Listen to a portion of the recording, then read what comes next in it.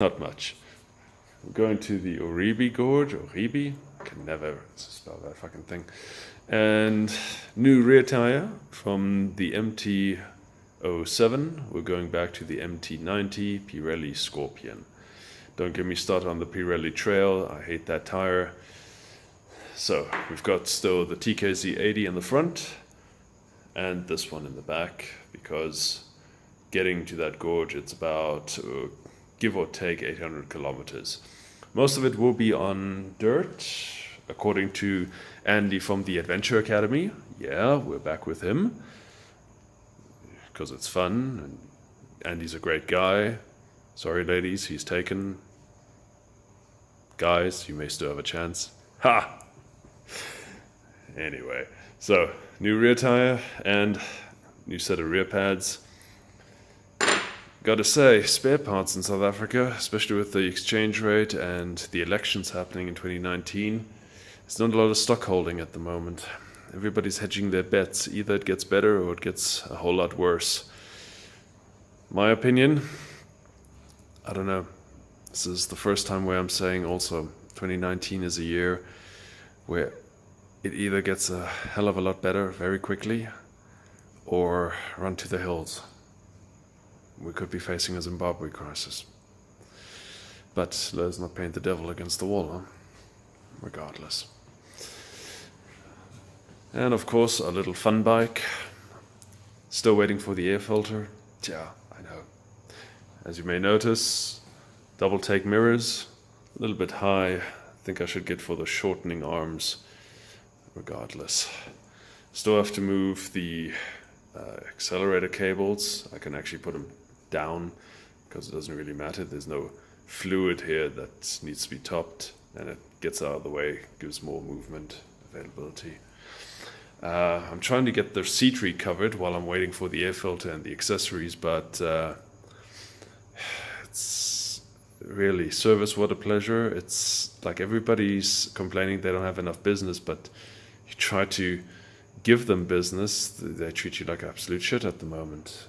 I don't know what the hell is going on. Maybe everyone's still lethargic from 2018. Heaven knows I'm fighting the good fight. What else? Oh, the post office. Apparently I'm sharing postal codes with another post office that's close to 12 kilometers away. Yeah, that's where these mirrors landed. Imagine my surprise. What else? Exhaust. It's gonna happen, I can guarantee. But I want to get it roadworthy and then strip it apart before anything else happens. But chain is on, sprocket's on, just the air filter, tank goes back on, and we can ride this thing into the sunset.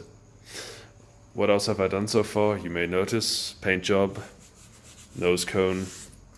The two side panels I've also coated in white. This one is next, but because it has all the electrics, this is not a cap which you can just lift off, it's the entire back fender, so roadworthy, and then I can strip the electrics out, rerun them, repaint them, and painting this is actually extremely easy. First I epoxied all the cracks, there were a couple, 600 grit water paper, smooth it down, rough it up, wipe it down with isopropyl alcohol and just give it a couple of paint runs. I use Rust-Oleum. Why? Because A, you get great mileage out of the can. It's about 130, 140 bucks though. That's being said, the mileage you get out of it is perfect. Opacity rating, meaning enough pigment to obliterate the substrate, very good. And what I like about it, it's touch dry after 5 minutes. Yeah, well, not, press touch dry, but if you go light coat, you can immediately handle it and you can sand down or you can take all the crap off it very easily. After 1 hour, it's pretty much dry. Not cured, but dry, you can get the second coat. It's amazing paint, I gotta hand it to them.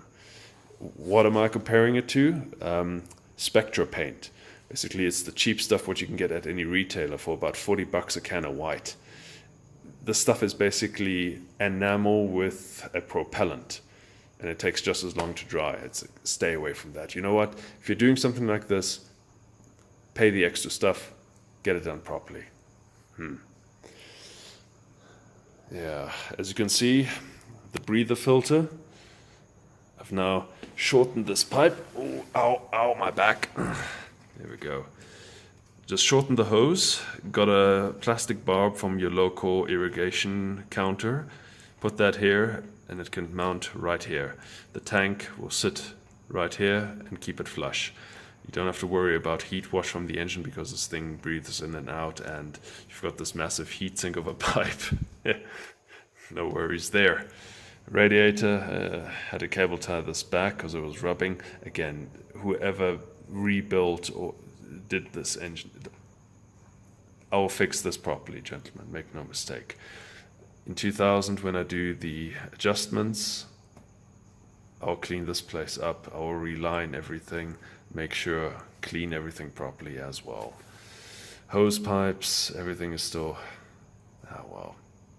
And that's, I should actually try that Moonfleet's tip where you use Harpic bleach to see if we can get this thing shiny again. Yeah. The front cover I've coated with, again, Rust-Oleum high heat paint. It's safe for 900 degrees centigrade. Looks actually pretty damn decent. Here you go. These are the panels. Nice white. You can see, well, the finish isn't 100%. You know, it's not smooth plastic. You can't see it's painted, but at least the cracks are covered up. Is the heat shield. Beautiful black instead of the silver.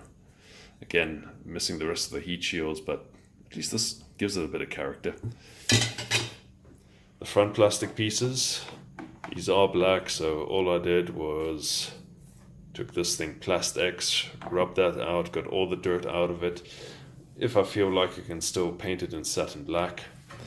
The red panels, I haven't decided on what to do yet. I could go white and then a black Husqvarna logo, like oversize it, go over it maybe, but as you can see, can you see, you can just make out where the lettering was, like new plastic versus the old plastic.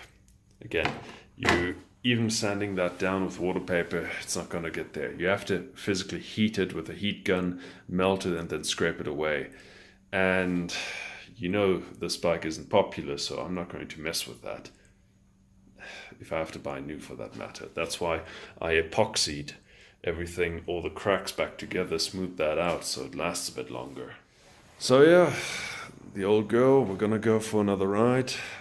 Long way around, no, short way around. And I'll post a couple of videos of what it looks like. Heck, if nothing else, I have to show people that South Africa is a beautiful country. Even though it's inhabited by, you can't say idiots. No, you can't. Misinformed, I suppose. Good people, okay? It's inhabited. No, you can't even say good people. Rape and murder capital of the fucking world. We're inhabited by people. I'd like to refer to the saying from the old manga Ninja Scroll.